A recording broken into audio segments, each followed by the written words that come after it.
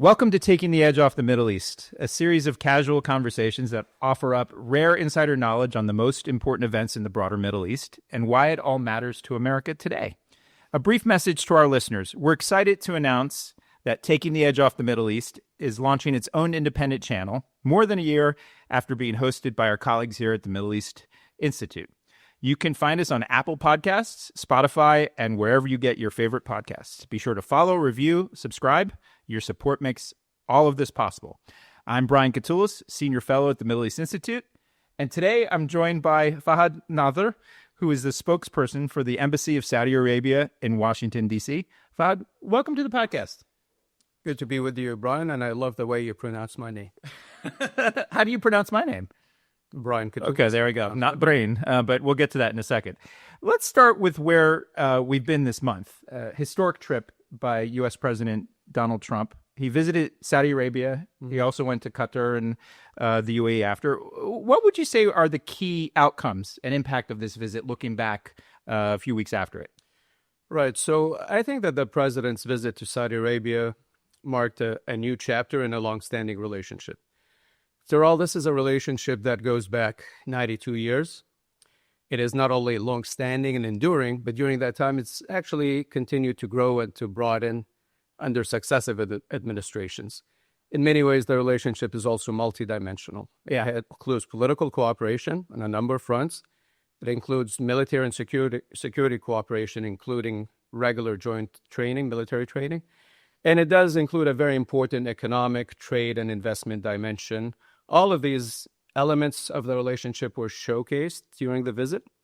And so the president was in the kingdom for a little over 24 hours. 24 hours. Wow. Yeah, about 36 or 48. Yeah. Give or take. Yeah. Don't hold me to that. But, okay. But a lot happened during his time on the ground. So I think the visit really kind of the highlight was the signing of a strategic economic partnership agreement that was signed by the president and His Royal Highness the Crown Prince Mohammed bin Salman.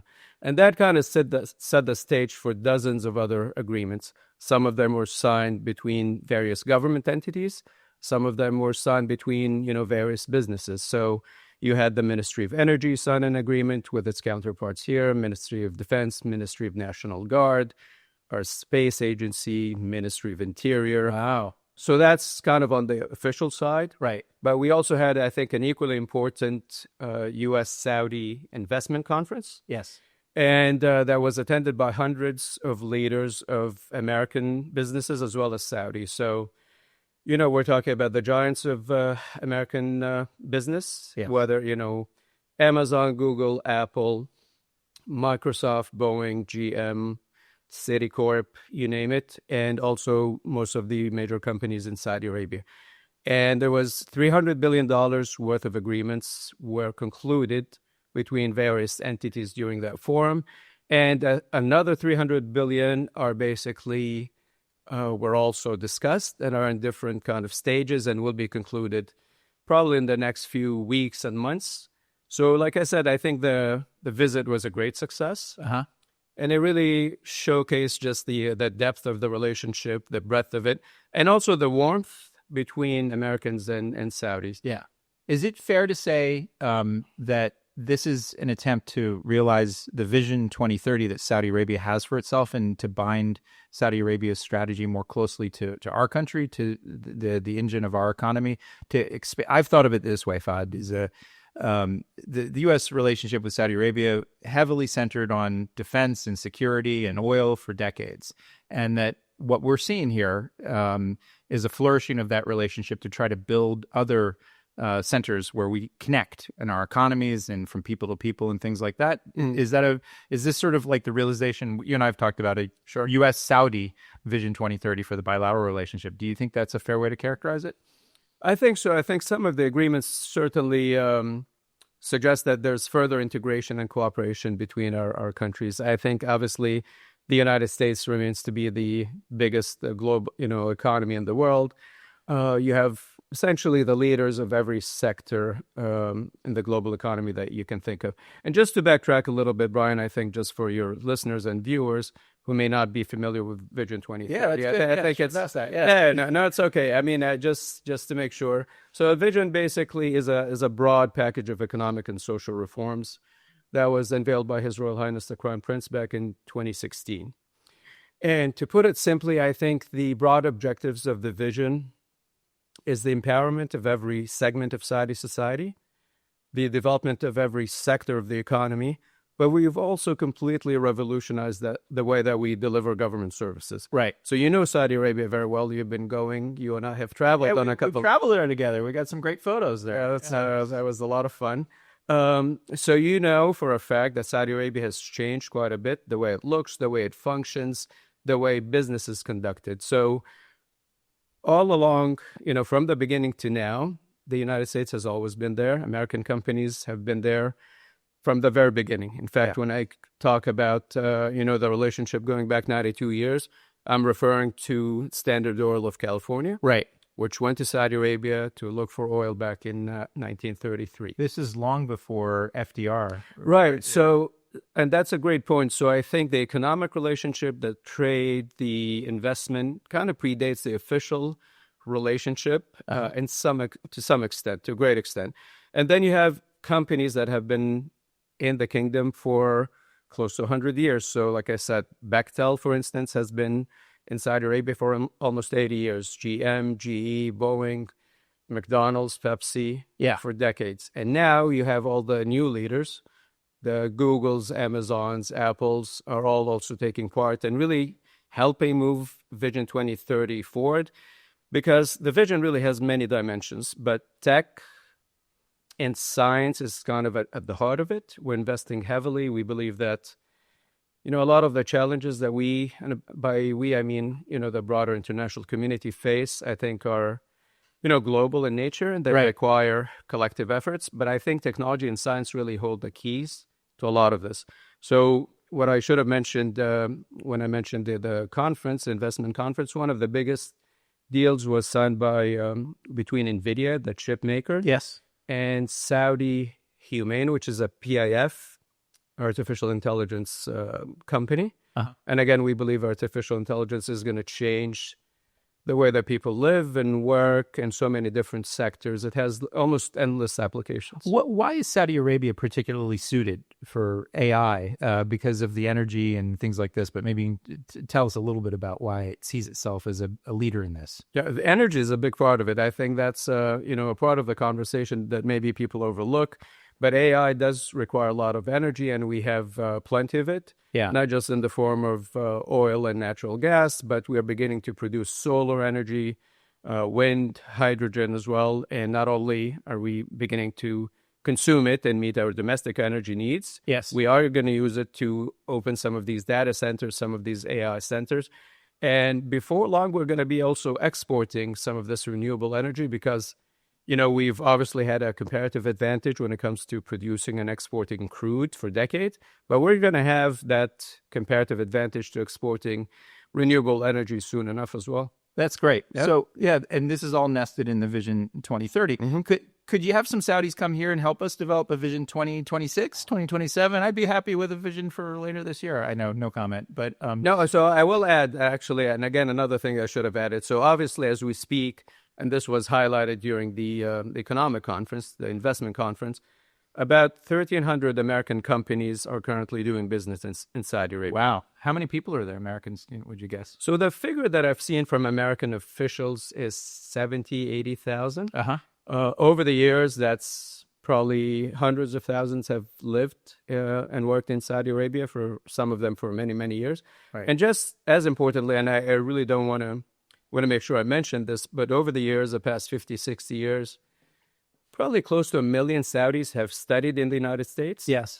Never mind the other Saudis, again, hundreds of thousands who've come for other purposes, for business, for tourism, for healthcare. So there is an important kind of a people-to-people dimension, the relationship that adds depth to it. And again, going back to the students, yes, the students are here to attain a formal education. That's the primary reason. But they've also, a lot of them have used the time that they are in the United States to give back to their local communities. So they look at their neighbors and their classmates as essentially an extended part of their family. So they volunteer their time at hospitals, at schools, Yeah. at retirement communities. There's a couple of student-run organizations that have actually helped various American communities recover for natural disasters. No, I remember that. Yeah, like literally going and helping them rebuild their homes. And again, this is all, from the ground up. This is personal. It's personal. It's nothing that we're leading. This is, I think, if anything, it does indicate that contrary to kind of the popular perception that Saudis and Americans have common interests only, I think that we do. And that has been a key to the relationship. Right. But I really do think there's common values as well, because you don't take time off when you could be doing anything else. You're a student to go help somebody rebuild your home. Yes. Or their home. Yeah. Unless there's a little bit more than just common interests there. Yeah. Thanks for highlighting that. Now, I want to take a step back from this visit by President Trump and talk about sort of the last decade, which has had its advances in the bilateral relationship, and it has had its bumps in the road. And you and I have known each other. I was thinking about this. We became friends before you've had your official position, and I was at a different think tank before the Middle East Institute. And I don't remember when that was. Probably 10 years ago, give or take. Yeah, dare I say we're colleagues, we're friends, we're also neighbors. We are. We'll talk about your cat in a little bit. Please don't. Okay. It's a lovely cat. But I want to stick to business at this point. And I was reflecting on this myself. How would you describe where the U.S.-Saudi relationship was, say, 10 years ago, 2014, 2015? How would you describe it then, and the transformation you've described in your country that's going on right now, social, economic? And you already said where we are now, but what was it like then, and how did we get there, and what were the positive things and bumps in the road?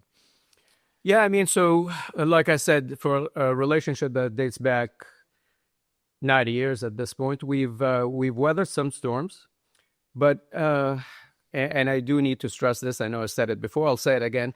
The relationship really has continued to broaden and to deepen over the years. Yeah, and that's, I think, a function of just the changing world that we live in. So some of the agreements that were signed during the trip and even in prior trips is, areas like cybersecurity, supply chain resilience.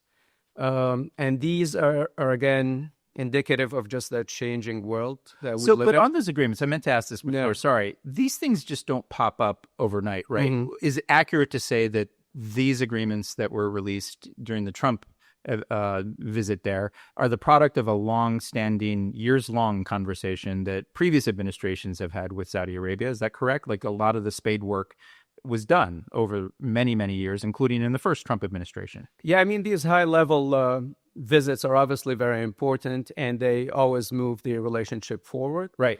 But you are right in the sense that they are always a culmination of weeks, if not months, of work. And like I said, I think this is probably the case for any relationship, that yes, these visits are very important, but it's really the day-to-day conversations.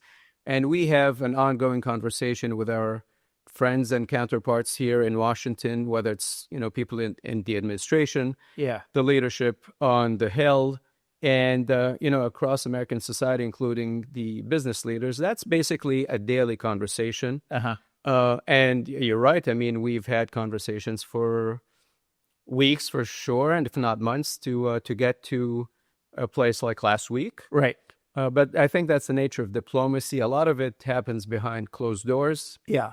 And it's a lot of hard work, and much of that hard work was led by, my boss, Her Royal Highness Princess Rima. Right. And really, people don't quite appreciate just what goes into this relationship. Yes. The United States, I think, is very unique in many ways, but the sheer size of it really makes it different than almost any country in the world. Right. Because we were talking about 330 million people across 50 states. Some of these states have more people than other countries, and certainly bigger economies. So we have to manage that relationship. It's not the easiest thing in the world, but it's well worth it, that's for sure. What's your favorite state out of the 50, Fahad? Well, I mean, that's a trick and unfair question, Brian. You love them all. Yeah, I mean, I do, and I will say this. I mean, in every single trip that I've made outside of Washington, D.C., with no exception, people have been very warm and gracious and welcoming. Yeah. And that's been, I can say this, really across the board. Americans, I think, appreciate the fact that we we take the time to go out and talk to them. And we're not just talking about ourselves and about the relationship and about Vision 2030. We are doing all of the above, but we're also sincerely interested in what's happening in the various states. What are the opportunities? What are the challenges? What makes them tick? How can we, and again, to their credit, again, in every engagement that I've been, in-person engagement. Yes. People are more interested in what we have in common than the differences. Yeah. So again, back to 2015, let me give you my take on that period. And maybe you can agree or disagree. It was a much more brittle time for the U.S.-Saudi relationship. This is the end of the Obama administration, the Iran nuclear deal, differences of views about how to approach Syria and the Red Line, the Arab-Israel issue, which we'll talk about as well. And less stable foundation was my sense, that there was a transition for the bilateral relationship. And yes, I know the deep relationship between the military and intelligence agencies and education and things we've talked about. But what I'm positing is that 10 years later, after a lot of work and through a lot of difficult conversations and controversies and things like this, the relationship is coming out in a much more stable place than it was 10 years ago. And part of that is just a function of changes in the region, changes geopolitically. But where do you agree or disagree? I mean, what I will say is the relationship now is as good as it's been in many years. And again, it's continuing to grow and to deepen. And again, not only did you have the president making his first state visit to Saudi Arabia, and I mean, to be honest, I think that says something, right? Because there's 194 countries around the world, I think, give or take. And he didn't go to North Korea. No, he did not. So he, President Trump chose Saudi Arabia twice now for his first state visit. Yeah. I think that's a reflection, not just and a testament to not only the strength of the relationship, the bilateral relationship between the two countries, but really I think it also speaks about where Saudi Arabia sits in the international community. So as you know the region very well. I think Saudi Arabia does sit kind of in a unique position, certainly in the Muslim world. Yes. As the birthplace of Islam and the location of Mecca and Medina, right. Muslim majority countries do look to Saudi Arabia for leadership. I think we've taken on that responsibility. We've embraced that role.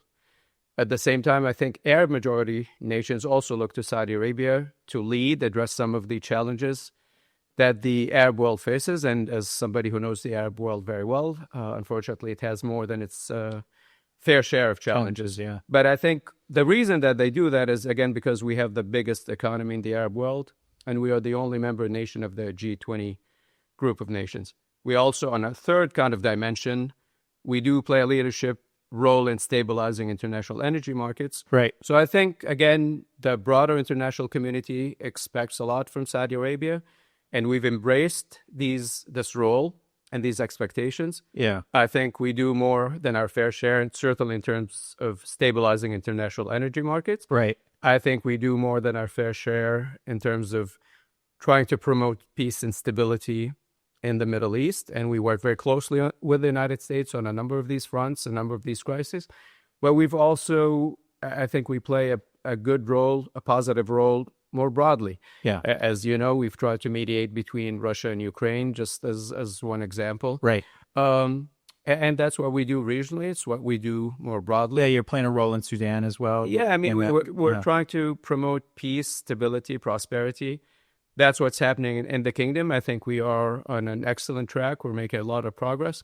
But frankly speaking, we see no reason why the broader region, every single neighbor of ours in the Middle East, has tremendous potential. Right. Tremendous asset in the people that they have, predominantly young populations. And, we will support all of our neighbors as much as we can. And we always call on the international community to do likewise. Right. Because there is a lot of potential in every single country in the Arab world, in the Middle East, with no exception. We're going to do a quick hop, skip, and a jump across the region in a little bit. I just want to ask you two more questions. I mean, first, this notion, how you've painted the picture of Saudi Arabia's role, member of the G20. Some analysts, friends of mine like Richard Fontaine at CNAS, who's been in Saudi Arabia before, Jared Cohen, others have talked about Saudi Arabia as a crucial swing state. So if in America we have swing states in our politics, it's one that actually is a connector between different powers, China, Russia, and others that sometimes are in competition with each other, but you try as best as possible as a country to maintain functional and positive relationships with all of these and try to solve problems. Is that a fair way to describe it? Yeah, I mean, swing state is an interesting way of putting at it. I mean, we've, again, I think we're often uniquely positioned to play the role of honest broker. Mm-hmm. We have a long legacy of doing that, not just brokering and mediating between different countries, but even factions within countries. So our record kind of goes back, starts with the role that we played in ending the Lebanese civil war back in 1990. Right. We helped broker an agreement between Eritrea and Ethiopia more recently. As I mentioned earlier, we've offered to mediate between Russia and Ukraine. And the reason that we do that, the reason that we are able to maintain good, if not excellent relations with essentially the overwhelming majority of countries around the world, is that the way that we conduct our foreign policy, we kind of adhere very strictly to a set of principles that I think people and nations appreciate. Yeah. One of them is we believe in collective efforts and collective solutions to, a lot of the challenges that we face. We believe in the power of diplomacy and keeping an open channel of communication. Yeah. So you believe in multilateralism. You think diplomacy is important. And state institutions, internationally recognized state institutions. We oppose non-state militant actors anywhere because their presence usually comes at the expense of states and governments around the world. Yeah. And so that's why we've been able to offer and to mediate between Russia, Ukraine. We've had different factions, and the stakeholders in Sudan have come to Saudi Arabia on a number of occasions. And we also successfully brokered talks, obviously, as you know, between the U.S. and Russia very recently. Yeah. That, by all accounts, represented a positive and new chapter in the relationship. Great. Last question on the U.S.-Saudi relationship looking forward. We talked about the positives, the growth, and things like that. Mm-hmm. No relationship is perfect. You and I are married guys. We get that. There's always something to work on, right? You said it, not me, Brian. But happily married. Where are the bumps in the road where you think we need more conversations? And then importantly, what can groups outside of government, like ours and others, where can we sort of serve as shock absorbers? And what are some of the issues we need to have more discussions on where we may not see eye to eye? And who should have those conversations? Right. So I'm sure my answer is not going to come as a surprise to you because there's enough people frankly, in DC and elsewhere that want to focus on the differences that we have. But I really, firmly believe this when I say that we have broad alignment with the United States on a number of issues. And like I said, the relationship has only strengthened over the years. But I mean, if there's one area that not only the U.S. and Saudi Arabia should continue to work on, but really the international community should pay more attention to, it's Palestine and Israel. Yeah, we're going to get to that. I know we are going to get to that, but that conflict has obviously dominated headlines in the region for the past year and a half, and it continues to be not just a source of pain and sufferings to Palestinians and Israelis, but it's brought so much turmoil and violence, and it's also been exploited by some of the most radical militant elements in the region for decades. So we need to continue to work on that because that conflict just cannot continue indefinitely because, like I said, it creates a whole lot of trouble and turmoil. And the region more broadly, I'll go this far, will never be able to enjoy any semblance of peace, prosperity, and stability before this wound is closed and healed. Let's drill down on that and let's pause and focus on it. Because as you know, I lived in Palestine and worked in Israel. I have a deep connection to it. My friends who live in Gaza. Mm-hmm. Let me start first. How have perceptions in Saudi Arabia about Israel, about the prospect for normalization changed? Because I remember in the last couple of years, so I remember in September of 2023, Crown Prince Mohammed bin Salman with Bret Baier, I think it was, on Fox News, sounding very bullish about the opportunity. And then we see recently in the news, also the news that Hamas itself has its own internal communications and documents saying we're trying to foil any possibilities of broader peace and normalization. Key question here is, in the last year and a half plus of war, at the Saudi popular level, and then also at the leadership level. How have perceptions changed about Palestine and about Israel? Well, I think that perceptions have changed because the reality has changed. Mm-hmm. Obviously, the conflict, the suffering of Gazans specifically has dominated the headlines now for over a year and a half. And the headlines, to be honest, are just keep getting worse. I saw reports just on the way here, the possibility of thousands of babies dying in Gaza due to lack of humanitarian assistance and access. And these are international observers who say thousands could potentially die in the next 48 hours. Yeah. Obviously, thousands have died throughout this conflict. 66% of all institutions have been destroyed. At least 50,000 people have died. Yeah. So that is certainly, as far as we're concerned, that is certainly not the way forward. And I think our leaders have said and have spoken very candidly. If Israel thinks that it is somehow working towards securing or ensuring its security, that is certainly not the way forward. Right. If anything, that is probably the opposite. You cannot inflict so much pain and suffering on an entire population and expect anything good to come from it. But yet you see the complexity, because you articulated earlier about the militant groups and people that are dragging people backwards, and Hamas certainly is one of those forces, in my view, and it started all of this.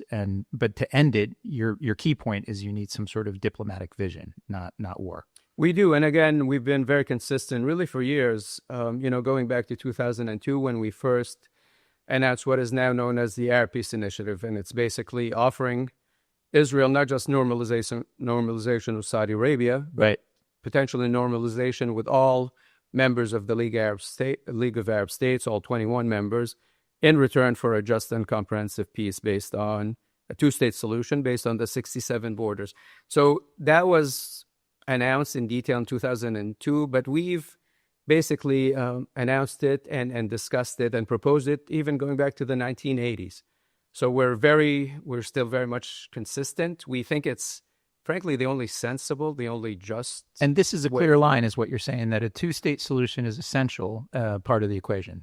Because I go to conferences, I talk to a lot of people. Israelis say, well, I've talked to so-and-so from Saudi Arabia, wink, wink, nod, nod. They really don't care about the Palestinian people. And I say, well, I don't think that's correct. I don't know what your view is on it. No, it is absolutely not correct. And again, we've invested a lot of effort and capital over the years.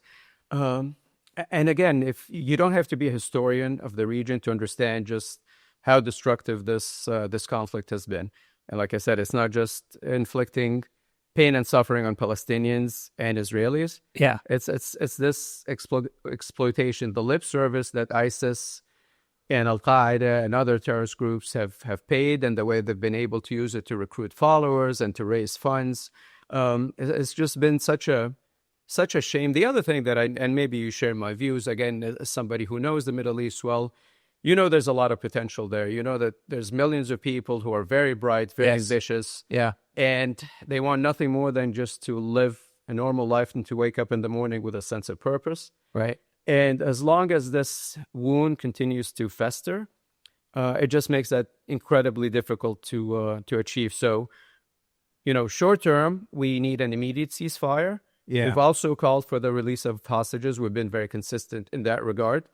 We've also called for the provision and access to humanitarian assistance. Yeah. But ultimately, long term, we've said it over and over again, a two-state solution is just the most sensible way forward. Yeah. And it does have to be, so essentially it is a political resolution. Yeah. Thanks for spotlighting this as a place where Americans and Saudis need to talk more. I firmly agree, and I hope we can continue. I often talk about my friend Bassam Nasser, who lives in Gaza, and I heard from him this morning, about the situation with his family. And he says it's a meal a day or whatever's available, and cash is not available, and it's getting pretty desperate. So I'm glad it's a sort of high on your priority list. Another top priority issue I'll go through a bit more quickly is Iran. There's a lot of sort of news out there. Will there be a deal or not? When you and I were on one trip in Saudi Arabia in the spring of 2023, right after we came back, it was announced the deal to renew diplomatic relations. And that's been about 2.5 years where Iran and Saudi Arabia have been talking quite extensively about it. And you've been having an ongoing conversation. What has changed in the last few years in terms of how Saudi Arabia views the Islamic Republic of Iran? Right. So at the risk of sounding like a bit of a broken record, but what I said earlier about countries in the Arab world, I'll say about Iran as well. Iran has a predominantly young population, a lot of natural resources, great history, great people. And so we wanted to have normal relations with Iran. We think that with the restoration of relations, we have a pretty good relationship going. It's a very cordial relationship. As you correctly noted, we have a very robust and almost continuous dialogue with the leadership in Iran. Most of the leaders, the foreign minister has certainly come to Saudi Arabia. The defense minister was in Tehran, right? Right. So our defense minister, His Royal Highness Prince Khalid bin Salman, was probably the most senior Saudi official to visit Iran in quite a while, and he met with the supreme leader. And I think, obviously, as I mentioned earlier, these high-profile senior visits are important because they always move the relationship forward. So the relationship is at a good place. I think Iran understands where we stand on just about every position. And, we're hoping that it continues to improve going forward. That doesn't mean that we don't have differences. Right. But like you said, every single relationship with no exception, and I don't want to go back to the whole marriage analogy because that's... yeah, we've talked about marriage. Yeah, they're steer clear of that. Yeah. But really, certainly relationship when it comes to relationships between nations, there's bound to be an area of a difference of opinion. Right. And that's perfectly normal and natural. What do you make of the recent news, and it jolted oil markets, that the U.S. intel agencies are saying Israel is really thinking about a strike? And I've heard sort of Saudi official positions on whether there would be a military attempt to try to deal with Iran's nuclear facilities. What's Saudi Arabia's position on this? Well, I mean, our position is, and what we're working towards is de-escalation. Yeah. I think the last thing that the Middle East needs is another war. These attacks don't benefit anybody, including Israel. Our leaders have said that many times. And that applies to, a potential strike on Iran, but it's certainly the case when Israel attacks its neighbors in Lebanon. Yeah. Or Syria. Both of these countries, I think there's a lot of positive momentum in Syria for sure, but also in Lebanon. Saudi Arabia has been very supportive of this transition. They're not going to be easy, especially in Syria, because you do have a new government. Right. And the country is recovering from, a devastating civil war. We're doing everything we can to support them politically and financially as well.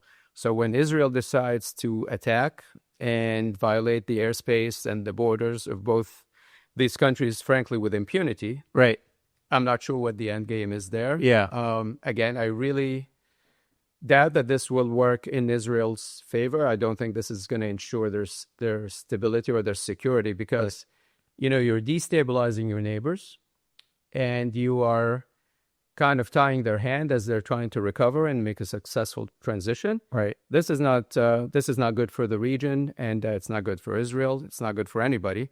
So we hope that doesn't come to fruition. Right. Yeah. We'll continue to talk to our neighbors in the region and the United States. The name of the game for us is de-escalation everywhere. Mm-hmm. Kind of lowering the temperature and getting to some diplomatic solution to solutions by just having an ongoing conversation to resolve differences. Two quick last questions, but they're big topics. On Syria, one of the big headlines from President Trump's visit was the lifting of sanctions in his meeting with Ahmed al-Shara, the de facto leader of Syria. What did al-Shara say to your officials that convinced him, that built trust? Because my perception is that when he first came into power dramatically in December, there was some reticence, and maybe that's wrong. But then there's more of a full-throated, we need to support this de facto government and the Syrian people. What changed between December, when that transition happened in the Saudi view, to now, where it became a very vocal advocate to the extent that President Trump, according to his words, said, I'm doing this for you, Crown Prince Mohammed. Right. So part of it is what the president has said to us. But I think, to be honest, what's equally as important is what he has said in his public addresses to the Syrian people, where he's been very inclusive. And he obviously seems to want closure and to usher in a new chapter where Syria is inclusive of all its different segments, all of its different communities. Yeah. And he also seems very sincere about living peacefully with Syria's neighbors. So that's why we're being very supportive politically and also financially. And we were certainly very grateful that President Trump did lift the sanctions. I think this will enable Syria to certainly empower it and put it on the right track to make us hopefully a successful transition. And these things are never easy, but this will, I think, be very beneficial. Yeah. The other big question, and briefly, but Yemen, clearly Saudi Arabia spent a lot of time, energy, effort trying to bring stability there, deal with threats as they saw it. What do you make of the deal that the United States struck separately with the Houthis in early May? And what's Saudi Arabia's long-term end state there for Yemen? Because it's right on your borders. You've experienced a lot of those threats directly. Where do you see the pathway there? Right. So what we want for Yemen is what we want for Syria. It's what we want for Iraq. It's what we want for Libya. We want them to live in peace, prosperity, and stability. And you're correct. Obviously, Yemen is our neighbor. And so we have done quite a bit over the years to try to promote dialogue. We have provided a lot of humanitarian assistance in different forms, in the form of support to the central bank, internally displaced people. We've helped build roads and hospitals and power stations. Again, all in the hope that this gets Yemen back on track. Obviously, we've also been supportive of some of the political reforms. We've always been supportive of the internationally recognized government. They've also had a presidential leadership council that is more representative of various segments of Yemeni society a couple of years ago. We thought that was a good move as well. So we will continue to be supportive of Yemen. Again, as I said earlier, Yemen, just like every country in the region, has bright people, young people, and tremendous potential, a lot of natural resources. We would love nothing more than for them to live, again, to have a stable government, stable economy. We will do what we can, and we'll work with the United States on that. But again, we always, with all of these countries that are trying to make that transition, trying to stabilize conditions in the countries, we think the international community also more broadly has a role to play. The United Nations has a role to play. The Security Council has a role to play. Going back to your question about Israel, and so again, not to beat a dead horse here, but again, I think that people in the region are puzzled and disappointed for sure that some of these institutions in the United Nations, the Security Councils primarily, has not been able to, prevent what Israel is doing in Gaza and the West Bank, and also not hold the Israelis accountable. Yeah. Well, thanks for that. Thanks for that terrific tour of the world and the region and the U.S.-Saudi relationship. I want to spend our last few minutes doing something that I do with all my guests, and is to get to know you a little bit more and to give some advice to the next generation, folks who want to follow in your footsteps. And I've done my homework, as you know. I've talked to some of your colleagues, some of our friends, and the first question, what they told me was, whenever you do a media appearance or a podcast like this, you drive to it and you get yourself psyched up by listening to some music. What did you listen to on the way here? So I must confess, I had some Guns N' Roses. Guns N' Roses? And Korn. Yes. And Nirvana.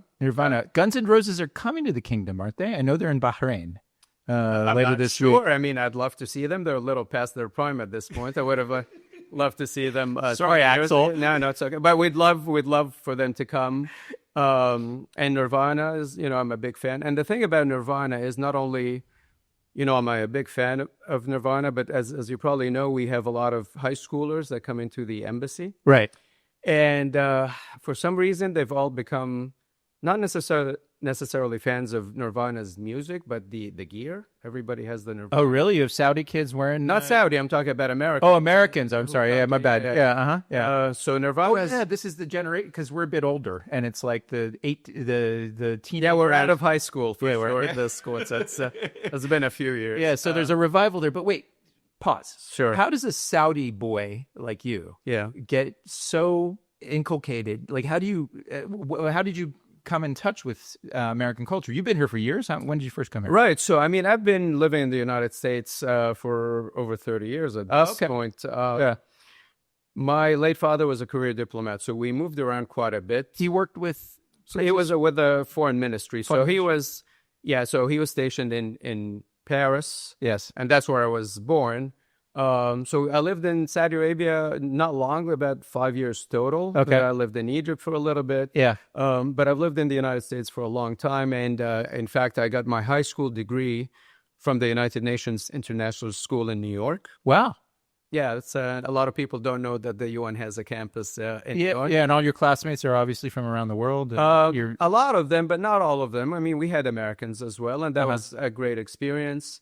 And so that's, that obviously was a big part of how I began to certainly understand and love American culture and develop a love for American music and also American football, which is still, I think, largely misunderstood around the world. What I will say is... do you think it'll ever play in... Because we got WWE, we got UFC coming to Saudi Arabia, but it's just not the thing that's caught on. It might, no. I mean, because as I mentioned earlier, thousands of Saudis have studied in the United States. And a lot of them picked up and developed a love for the NFL. And you have... In my case, I don't think I made the best choice by becoming a New York Jets fan. Oh, no, you haven't. Yeah, my condolences. Yes. Eagles fan here. Yes. Oh, really? Yeah. Oh, congratulations. I didn't know so well. Wow. Well, you don't have to rub it in, Brian. All right, thanks. All right, great. It's been 50 years for the Jets, so it's the odds are in my favor, I think. Yeah. No, but that connectivity, your experience and things like this, I think sometimes people forget. Just to get on my own soapbox here, coming to know your country and its full complexity and the depth of it. Like, I think sometimes the media portrayals, and you just have to go there. You have to meet with Saudis and understand that there's a natural affinity in many ways, and a next generation that still looks to America to come here to study, looks to our culture and music and things like this. Two last questions. So, a key part of our audience, we hope, are the sort of future diplomats and people who want to do what you do. And hopefully people in Saudi Arabia will listen to this podcast as well. How did you get into this line of work? Was it simply that your father was in it? And what drove you to sort of do public service for the Saudi government as a Saudi? Yeah, I mean, it's been an interesting journey. And I think watching my father work as a diplomat certainly was a large part of it. And I think I developed an appreciation for what diplomats do. Yeah. And how they help bridge divides and how they connect, people of different nations. But, attending the UN school was certainly a part of it because, we would go to the General Assembly. What year was this? I'd rather not get into Okay, good. All right. But I could date you. That's a while ago. But it was sort of probably 1990s. After the end of the Cold War, is a much different geopolitical era, right? Yeah. So it's been a while. So that was, I think, certainly a very positive experience, and so yeah, I mean, that was, I think, I've been very lucky. I've been very fortunate, and I feel very strongly about the relationship between our two countries. I think it's been great for both people.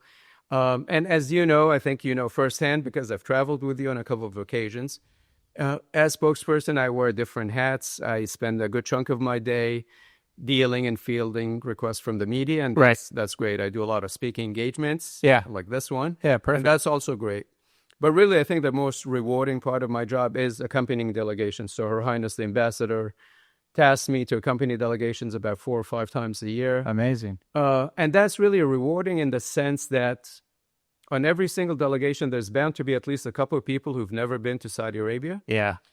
And almost on every occasion, and it happens usually within the first 24 hours or so, one of them will essentially physically pull me aside and say, you know what, we've heard so much about Saudi Arabia, we've read so much, but we're so glad that we came and saw things on the ground because reality is very different.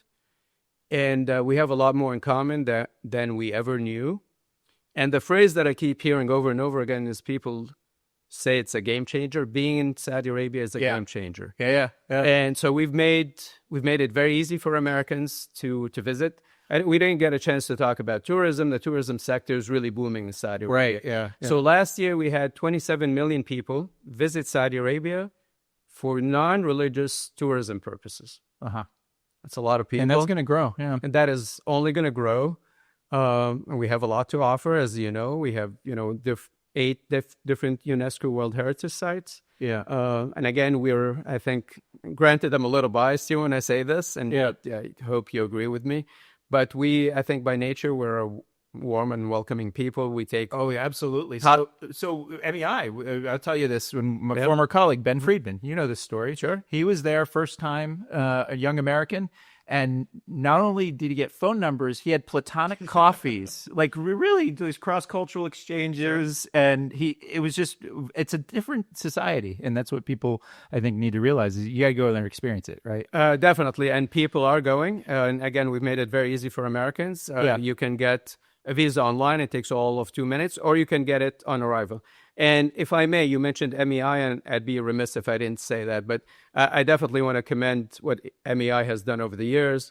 The reports, the analysis that you provides. The podcast with guests. The podcast, the first and foremost, really, I think really helps inform the debate here in Washington, D.C., and really highlights the positive energy, the positive momentum in all of these countries. Because, if you just based your impressions of the Middle East on the headlines, and unfortunately people will miss the bigger picture. So thank you for what you and there's, as we said, on Gaza and other things, there's a lot of bad things happening, but there's also very good things and very human things. Very last question. If there's a Saudi young man listening to this in Jeddah somewhere and wants to be like you, what would you tell him to do? How do they follow in your footsteps? Right. So, or young woman, by the way. Yeah. Sure, of course. Yeah, sorry. Yeah.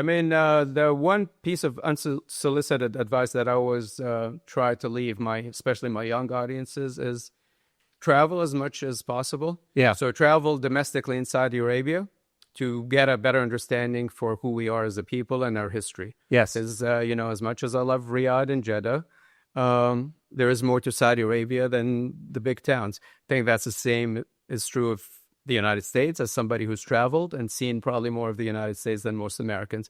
But travel internationally, it really opens your eyes, it widens your horizons, and read as much as possible. Right. Cut back on social media a little bit, cut back on TV in general. But travel, read, meet interesting people, different people. Don't fixate. Try to widen your circle, open your mind. Yeah. Try to leave your comfort zone.